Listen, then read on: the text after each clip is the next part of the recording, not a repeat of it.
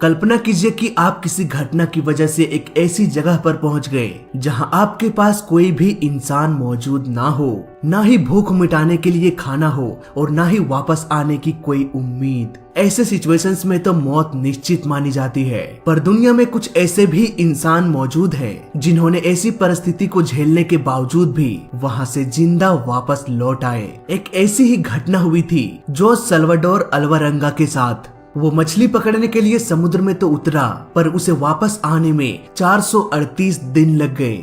जोस पेशे से तो एक मछुआरा था जो अक्सर प्रशांत महासागर में मछलियों को पकड़ने जाता था। ये मछली पकड़ने का सफर लगभग 5 दिनों तक चलता और 5 दिनों के बाद मछलियों के साथ वो वापस आ भी जाता। पर एक दिन उसके साथ कुछ ऐसा हो गया जिसे याद करके आज भी उसकी रूहें कांप जाती है।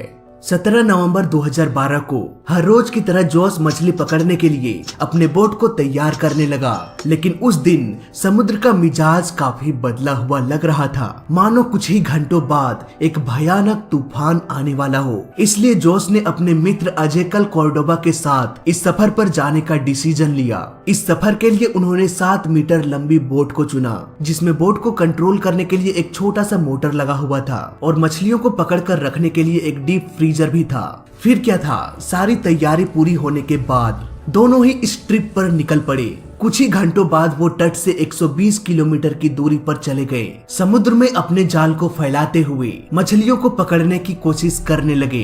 तभी अचानक समुद्र की लहरें भी तेज होने लगी। इस भयानक तूफान को देखकर उन्हें लगने लगा कि अब इस जाल को भी उठाया नहीं जा सकता, जल्दी से यहाँ से निकलना पड़ेगा। यही सोचकर दोनों ने डिसीजन लिया कि अब हम वापस तट की ओर निकल जाएंगे। लेकिन ये सफर उतना भी आसान नहीं था। तट पर पहुँचने के लिए उन्हें कम से कम 6 घंटों का वक्त लग जाता, यानी कि उन्हें पूरी रात इसी भयानक तूफान में गुजारना था और तेज हवाओं के विपरीत अपने बोट को तट की ओर दौड़ाना था। सुबह होते होते तट से करीब वो दोनों 24 किलोमीटर की दूरी पर पहुंच गए। अब उसे अपने गांव की पहाड़ों की चोटियां भी साफ साफ दिखाई देने लगी। घंटों समुद्र की तूफान को झेलने के बाद जब उन्होंने अपने गांव के पहाड़ों को देखा तो दोनों के मन में खुशी की लहर दौड़ पड़ी। लेकिन शायद कुदरत को उसकी खुशी मंजूर नहीं थी। अचानक उसकी बोट की इंजन बंद हो गई और मोटर से तेज धुआं निकलने लगा। ये देखकर दोनों ही घबरा गए, क्योंकि उसके पास कोई भी ऐसा इंस्ट्रूमेंट नहीं था जो मोटर खराब होने पर उसके जगह पर यूज किया जा सके, और न ही उस बोट में पेंडल की फैसिलिटी थी जिसकी मदद से मैनुअली पेंडल मार के धीरे धीरे बोट को किनारे ले जाया जा सकता था। लग रहा था जैसे उसकी खुशी पल भर में उदासी में बदल गई। फिर भी उन्होंने हार नहीं माना। उसके पास एक रेडियो भी था। उसने तुरंत ही अपने बॉस को कॉल करके अपने लोकेशन को शेयर किया, लेकिन जैसे ही उसके बॉस ने रेस्क्यू टीम भेजा तब तक उसके रेडियो का बैटरी भी खत्म हो गया। हवा का तेज बहाव उसके बोट को तट से विपरीत यानी कि समुद्र की गहराइयों में धकेल रही थी। जब तक रेस्क्यू टीम लास्ट लोकेशन को ट्रैक करके पहुंची तब तक वो उस लोकेशन से इतनी दूर पहुंच चुके थे कि उसका बोट दिखाई भी नहीं दे रहा था। फिर भी उसके बॉस ने हर फिशिंग लोकेशन पर उन्हें ट्रैक किया।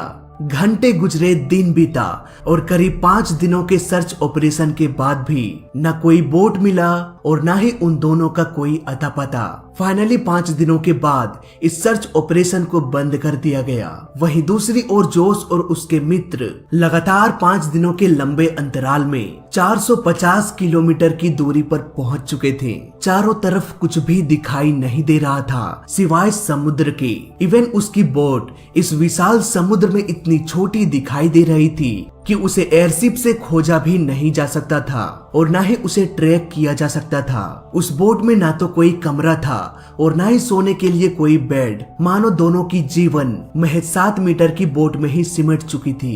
दिन बीतने के साथ साथ भूख और प्यास भी बढ़ने लगी थी। 5 दिनों के सफर में बोट में जितने भी सारे खाने पीने की सामान थे वो सब कुछ खत्म होने चला। अब उन दोनों के पास खाने पीने का कोई भी सामान या साधन नहीं था। अब एक ही ऑप्शन बचा था, मछली को पकड़कर कच्चा ही चबा जाने का। लेकिन खुले हाथ से मछली पकड़ना भी बहुत मुश्किलों वाला काम था। वहीं पीने के पानी को इकट्ठा करने के लिए उन्होंने प्लास्टिक के बोतलों का यूज किया जो उन्हें बीच समुद्र में तैरती हुई मिली थी। जब कभी बारिश होती तो वो इन बोतलों को खोल कर रख देते और इस बारिश के पानी को तब तक इस्तेमाल करते जब तक कि अगली बारिश ना हो जाए। और जब कभी लंबे समय तक बारिश नहीं होती तब मजबूरन उन्हें कछुओं का खून पीना पड़ता था। और जब कछुओं का ब्लड भी नहीं मिलता तो ना चाहते हुए भी उन्हें अपने यूरिन पीना पड़ता। किसी ने सच ही कहा है कि मरता क्या नहीं करता। ये कहावत मानो इन दोनों के लिए ही बनी थी। इसी तरह दिन गुजरता गया और करीब 120 दिन गुजार दिए। जीने की उम्मीद मानो टूटने लगी थी। शायद इसीलिए जोस के दोस्त ने जीने की उम्मीद भी छोड़ दिया। आखिरकार कोई इंसान कब तक कच्चा मांस, खून, यूरिन और समुद्र का नमकीन पानी पीकर जिंदा रह पाता। उसकी हालत इतनी खराब हो चुकी थी, उसने जीने की उम्मीद ही छोड़ दिया और कुछ भी खाने पीने से मना कर दिया। आने वाले कुछ ही दिनों में उसकी मौत हो गई। अब इस विशालकाय समुद्र में वो अकेला एक लाश के साथ अपना समय गुजार रहा था, इस उम्मीद से कि शायद उसे कोई बचा ले। धीरे धीरे दिन गुजरने के बाद जोस का भी हिम्मत टूटने लगा। उसकी हालत भी बहुत खराब हो चुकी थी। एक पल के लिए उसे लगा कि घुट घुट के जीने से क्या फायदा। इसी सोच ने उसे सुसाइड करने की ओर प्रेरित करने लगा, लेकिन उसकी अंतरात्मा ये करने की इजाजत नहीं दे रहा था। दिन मानो जैसे तैसे गुजर रहा था। फिर एक दिन उसी रास्ते में एक कार्गो शिप दिखाई दिया। जोस अब जोर जोर से उस शिप को आवाज लगाने लगा, पर समुद्र की तेज लहरों के कारण उसकी आवाज उस कार्गो शिप तक नहीं पहुंच पाई। कार्गो शिप इतने करीब होने के बावजूद भी किसी ने भी जोस की आवाजों को सुन नहीं पाया और कार्गो शिप बिना मदद किए निकल गया। ये कार्गो शिप चुपचाप निकल तो गया था, लेकिन इस शिप ने जीने की एक और उम्मीद जगा के चला गया। महीनों बाद एक शिप नजर आया था, यानी कि आने वाले समय में और भी शिप्स नजर आ सकती है। यही सोचकर उसने मरने के बजाय जीने के लिए और संघर्ष करने के लिए ठान लिया। लेकिन 7 मीटर के बोट में वो कर भी क्या सकता था सिवाय खुद को किस्मत के हवाले करना। इस इमेज को आप देखकर ये अंदाजा लगा सकते हैं कि उस वक्त जोस की हालत क्या रही होगी। 4 महीनों के सफर के बाद भी जोस प्रशांत महासागर के इस जगह के आसपास ही पहुंच पाया था। इसी तरह जोस लगातार लगभग 10 महीनों तक सफर करते रहे और 14 महीने सफर करने के बाद उसने लगभग 11,000 किलोमीटर का सफर तय कर लिया था। और फाइनली 439वें दिन 30 जनवरी 2014 को उसे अपने आसपास नारियल तैरते हुए दिखाई दिया और आसपास कुछ पंछियां भी मंडरा रही थी। ये नजारा देखकर वो समझ गया कि आसपास कोई आइलैंड जरूर होगा, पर वो आइलैंड किस ओर है ये पता लगाने के लिए वो अपने आसपास देखने लगा। दूर एक आइलैंड दिखाई दे रहा था। उस आइलैंड तक पहुंचने के लिए उसे करीब आधे दिन का समय लगा। जैसे ही बोट उस आइलैंड के करीब पहुंचा, वो बोट से जंप करके आइलैंड की ओर तैरने लगा और फाइनली महीनों गुजारने के बाद वो एक ठोस जमीन में पहुंच गया। दरअसल ये आइलैंड एबोल एटोल था, जो कि दुनिया का सबसे छोटा आइलैंड है। ये ऊपर वाले का चमत्कार ही था कि हवाओं का रुख कुछ इस तरह से उसके बोट को मोड़ दिया कि उसका बोट उस छोटे से आइलैंड की ओर चला गया।